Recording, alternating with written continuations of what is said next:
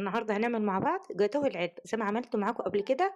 آآ تورتة العلبة، ده لو حابة تعملي مشروع أو تزوّدي دخلِك هيبقى معاكِ مشروع ناجح 100%. وربي ورب كل اللي يحط لايك ويعمل شير للفيديو ده صلّي عند حبيبك محمد عليه أفضل الصلاة والسلام. بنُص كوباية من الكريمة هتعملي 12 قطعة من الجاتوه، سهل جدًا ومش بياخد وقت. أنا كاتبة لكم المقادير على الشاشة عشان خاطر تاخدوها screenshot وتعملوها. أهم حاجة في المقادير بتاعتنا النهارده إن هي تكون بالجرام.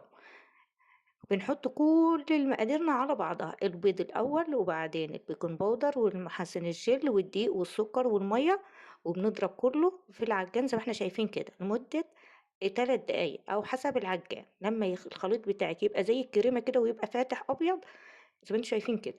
لو هتعمله بالمضرب العادي هياخد منِّك في حدود من 7 ل10 دقايق ضرب بالمضرب العادي، تمام؟ بالقوام المطلوب.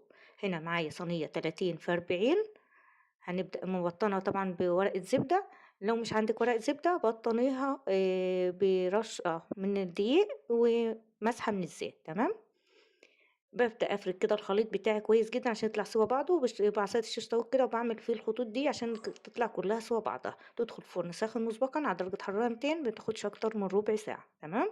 أول ما بتطلع معانا من الفرن باغطيها بورقة زبدة عشان أمّا آجي أشيل ورقة الزبدة فالوش بتاعها يطلع معانا كل الزفارة كلها، تمام. باركنها بقى على جنب تبرد. باجهّز معانا الطبقة اللي إحنا هنعملها على الوش. كيس من الجيلي طعم الفراولة أو أي طعم أنت حاباه. باضيف كيس الجيلي على كوباية من المَيّة المغلية، كوباية من المَيّة الساقعة، وبادوّبه كويس جدًا وأحطه في العلبة اللي أنا هاعمل عليها الجاتوه. طبعًا العلبة دي غير العلبة اللي إحنا عملنا فيها التورتاية، العلبة دي مطاولة، تمام. طبعًا الجيلي دخّلته التلاجة اتمسك، فكنت ضاربة نُص كوباية من الكريمة عليها نُص كوباية من المَيّة المثلجة أو اللبن المثلج، تمام، بمعلقتين سكر. هاحط الكريمة كده وطبعًا قطّعت الكيك بتاعي على حجم العلبة زي ما إحنا شايفين كده، وسقيته بلبن عليه مدوب فيه معلقتين سكر، تمام.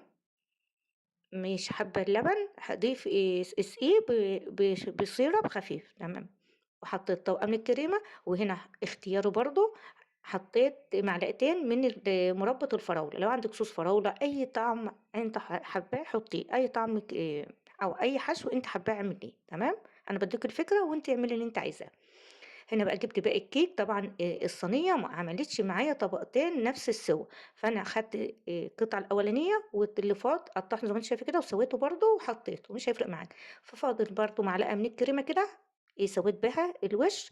وطبعًا سقيت برضه آخر طبقة ودخّلتها بقى التلاجة باتت معايا لتاني يوم. وزي ما أنتم شايفين كده طلّعت دي تاني يوم في مَيّة مغلية أحطها، نعد 1، 2، 3 ونقوم شايلينها على طول. هتتقلب معاكِ بكل سهولة. زي ما أنتم شايفين كده طلعت معايا واتقلبت بكل سهولة. ما فيش بقى تسلم إيدِك يا مرمر. وصفتنا النهارده تستاهل كام من 10، ما ننساش نصلّي على النبي في التعليقات عشان أكسب ثواب أنا وأنتم. وشوفوا معايا وعيشوا في الجمال ده. أحلى جاتوه هتعملوه سهل وسريع وما بياخدش وقت ومش مكلف جدًا. شوفي هتجيبي 12 قطعة جاتوه من برّه هتكلفِك كام. إحنا بقى عملناها 12 قطعة جاتوه وحجم كبير عائلي وسهلة جدًا وما خدتش معانا وقت. ومقاديرها برضه بسيطة ومش مكلفة زي اللي بنجيبه من برّه، وطبعًا حاجة عاملينها في البيت مضمونة لأولادنا. شايفين؟ ما تنسوش بقى متابعة للصفحة عشان كل الوصفات الجديدة توصل لكم.